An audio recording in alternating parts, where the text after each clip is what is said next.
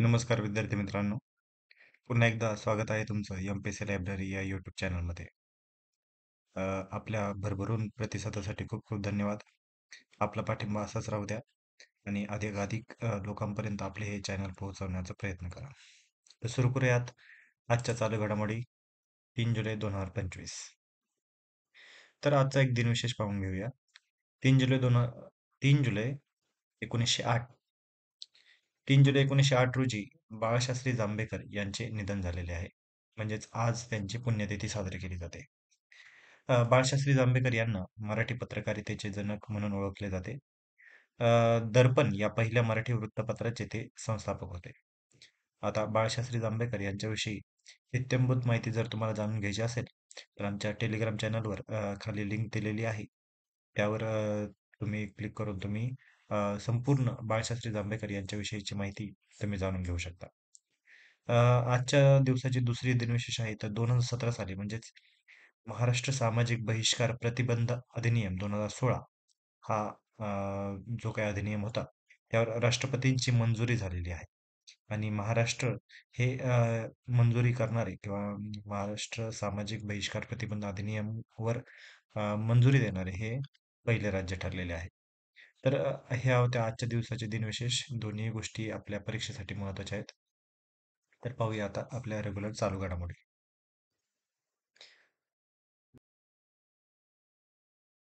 अ, तर पराग जैन हे आता नवीन रॉचे प्रमुख झालेले आहेत. नुकतीच त्यांची या पदासाठी निवड झालेली आहे. तर पराग जैन हे कोण होते? तर पूर्व अधिकारी 1990च्या बॅचचे ते IPS अधिकारी होते. त्यांचं जे केडर होतं ते होतं ॲगमुट, AGMUT. ते या अगोदर विशेष सचिव, कॅबिनेट सचिवालय या ठिकाणी ते कार्यरत होते. या अगोदर रॉचे प्रमुख होते समंत गोयल. हे 2019 ते 2024 पर्यंत ते रॉचे प्रमुखपदी होते आणि यांची मुदत पूर्ण झाल्याने आता पराग जैन यांची आता या ठिकाणी निवड झालेली आहे. पराग जैन यांच्याकडे आंतरराष्ट्रीय गुप्तचर, राष्ट्रीय सुरक्षा आणि धोरणात्मक विश्लेषण याचा खूप मोठा अनुभव आहे. तसेच देशाच्या बाह्य सुरक्षेसाठी अत्यंत महत्त्वाची जबाबदारी त्यांच्यावर आता सोपवली गेलेली आहे. आता थोडक्यात रॉ बद्दल आपण एक थोडक्यात माहिती पाहूया. रॉचा पूर्ण लॉंग फॉर्म आहे रिसर्च अँड अनालिसिस विंग. बाजूला तुम्ही चित्रामध्ये दाखवल्याप्रमाणे तुम्ही पाहू शकता त्याचा सिम्बॉल देखील तिथे दिलेला आहे. तर रॉची जी स्थापना आहे ही 21 सप्टेंबर 1968 रोजी झालेली आहे. याची जी स्थापना त्यावेळेचे पंतप्रधान ज्या आपल्या होत्या इंदिरा गांधी आणि त्यांच्या सरकारने इंटेलिजन्स ब्युरो म्हणजे IB पासून रॉला वेगळे केले, स्वतंत्र केले आणि याची स्थापना केली गेलेली आहे. याचे जे मुख्यालय आहे हे नवी दिल्ली या ठिकाणी आहे. याचे कार्य काय आहे? तर परदेशी गुप्तचर माहिती संकलन, आंतरराष्ट्रीय धोरण विश्लेषण, सीमावर्ती सुरक्षा, तसेच अतिरेकी कारवायांवर नजर ठेवणे आणि भारताचे परराष्ट्रीय हित जपणे. आता या ठिकाणी मोटो ऑफ रॉ असं एक लिहिलेलं आहे. तर रॉ या संघटनेचा मोटो काय आहे? तर तुम्ही चित्रामध्ये दाखवल्याप्रमाणे पाहू शकता. धर्मो रक्षति रक्षितः हा या संघटनेचा मोटो आहे. रॉ हे केवळ गुप्तचर संस्था नसून भारताच्या संरक्षण व सामरिक धोरणांचे एक मुखरक्षणकर्ते आहे. हे देखील तुम्ही लक्षात घ्या. अशा पद्धतीचं जर लॉ परीक्षेला आलं तर तुम्ही त्या ठिकाणी त्याला बरोबरच पकडायचं आहे. तर पुढची बातमी आहे. पाकिस्तान चीनकडून नवीन प्रादेशिक गटाची आता तयारी सुरू केलेली आहे. नुकतीच याबाबतची एक नवीन डेव्हलपमेंट समोर आली होती. यासाठीचं सर्वात महत्त्वाचं कारण काय? तर सार्क ही जी संघटना आहे, ही निष्क्रिय झाल्यानंतर पाकिस्तान आणि चीन नव्या प्रादेशिक राष्ट्रगटाची स्थापना करण्याच्या हालचालीत दिसत आहेत. आता चीनमध्ये नुकतेच पाकिस्तान, अफगाणिस्तान आणि बांगलादेश यांच्यात नव्या गटासंदर्भात चर्चा सुरू झालेली आहे. आणि याचं प्रमुख उद्दिष्ट एकच असणार आहे, की सार्कमधील इतर देशांनाही नव्या गटात सहभागी करून घेणे. म्हणजेच पाकिस्तानची आजपर्यंतची जी काही पॉलिसी राहिलेली आहे, की भारताला प्रत्येक ठिकाणी काउंटर करणे. तर त्या दृष्टीनेच आता सार्क ही संघटना जी खूप वर्ष झालं जी काही थंड बसत्यात आहे, त्याच्या जागी आता एक नवीन संघटनेची स्थापना करणे आणि एक भारताला थोडंसं काउंटर करण्यासाठी हा प्रयत्न केलेला दिसून येतोय. तर आता जी काही सार्क संघटना आहे याबद्दल आपण थोडक्यात माहिती घेऊया. सार्क या संघटनेचा पूर्ण लॉंग फॉर्म आहे south Asian association for regional cooperation, म्हणजे काय दक्षिण आशियाई प्रादेशिक सहकार्य संघटना. याची जी स्थापना आहे, लक्षात घ्या, याची स्थापना 8 डिसेंबर 1985 रोजी ढाका म्हणजेच बांगलादेशची जी राजधानी आहे तिथे याची स्थापना झालेली आहे. याचे जे काही सध्याचे मुख्यालय आहे हे काठमांडू जे नेपाळमध्ये आहे. आणि यातील जे काही सदस्य देश आहेत ते देखील आपल्याला महत्वाचे ठरतात. लक्षात घ्या, सार्क या संघटनेवर खूप वेळा प्रश्न विचारून झालेला आहे. त्याची स्थापना, त्याचे मुख्यालय हे दोन्हीही गोष्टी खूप महत्वाच्या आहेत. आणि त्या व्यतिरिक्त देखील त्याचे सदस्य देश देखील आपल्याला माहिती असणं आवश्यक आहे. तर सदस्य देश कोणते आहेत? भारत, पाकिस्तान, नेपाळ, भूतान, बांगलादेश, श्रीलंका, मालदीव आणि अफगाणिस्तान. म्हणजे एकूण 8 देश या संघटनेमध्ये समाविष्ट आहेत. आणि याची सध्याची स्थिती काय आहे? तर 2014 नंतर कोणतीही शिखर परिषद या ठिकाणी झालेली नाही.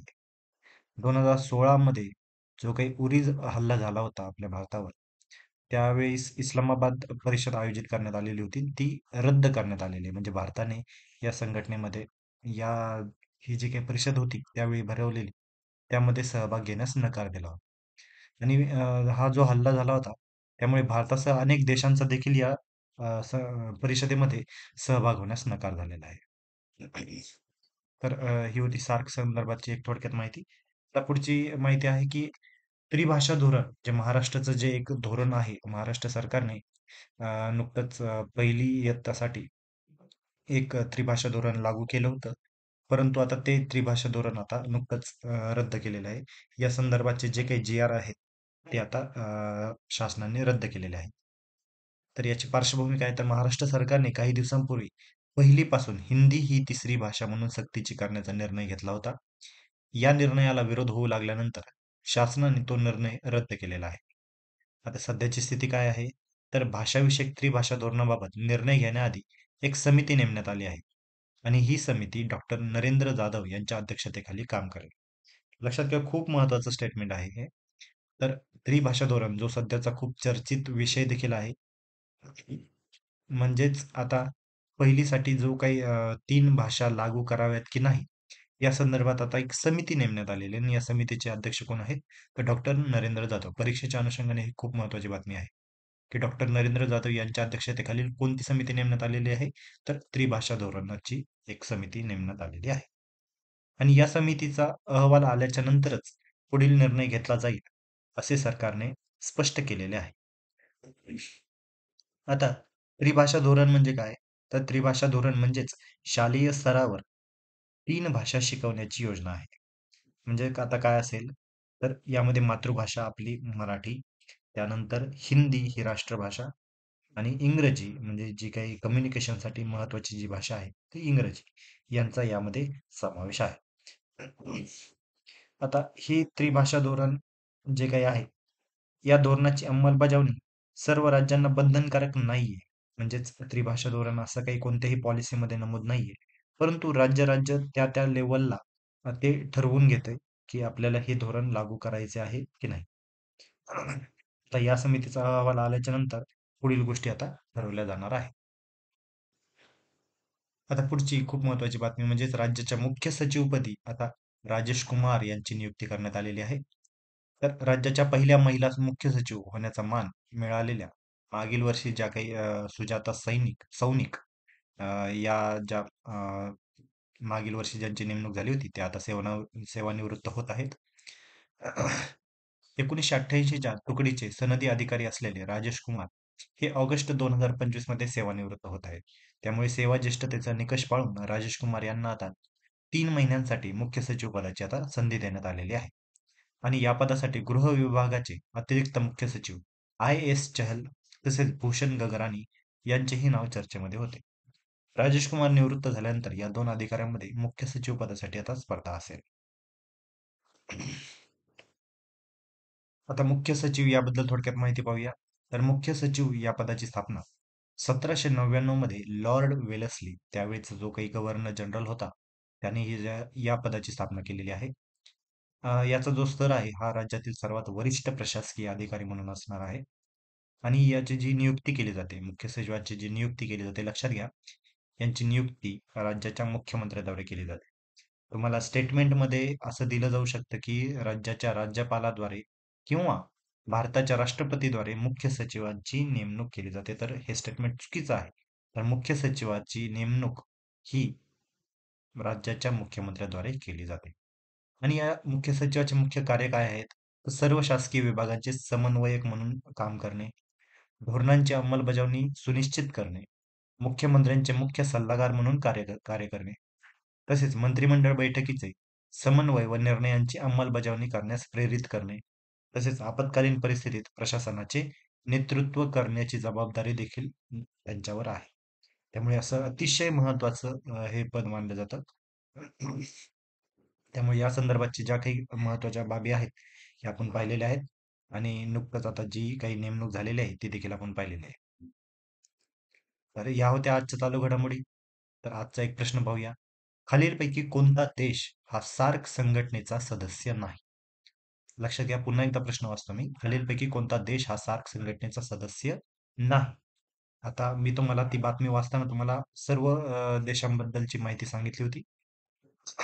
तर पर्याय क्रमांक 1 आहे नेपाळ, पर्याय क्रमांक 2 आहे भूतान, पर्याय क्रमांक 3 आहे अफगाणिस्तान आणि पर्याय क्रमांक 4 आहे म्यानमार.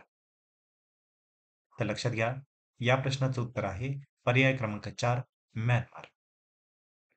आणि बाकीचे इतर देशांबद्दलची माहिती देखील आता या अगोदर सांगितलेली आहे. तर या होत्या आपल्या आजच्या चालू घडामोडी. अशाच अधिकाधिक एमपीसी रिलेटेड माहितीसाठी आम्हाला फॉलो करायला विसरू नका. आमचं यूट्यूब चॅनलचं नाव आहे एमपीसी लायब्ररी. आम्ही इतर इतर सोशल मीडिया प्लॅटफॉर्मवर देखील आहोत. टेलिग्राम असेल, व्हॉट्सअप असेल, फेसबुक असेल किंवा इंस्टाग्राम असेल. या सर्व सोशल मीडिया प्लॅटफॉर्मवर आम्ही आहोत. तर आम्हा सर्व प्लॅटफॉर्मवर फॉलो करायला विसरू नका. धन्यवाद.